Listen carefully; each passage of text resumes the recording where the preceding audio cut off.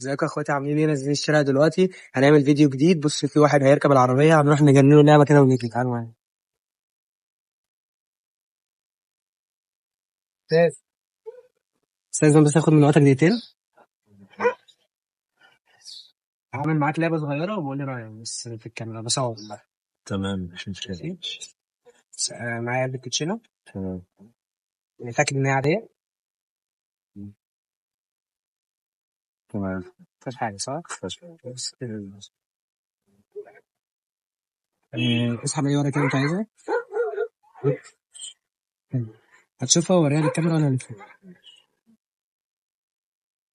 تمام. حط الكارت بتاعك، وبعدين امسك الكوتشينة في النقطة كده. أنت كارتك فين؟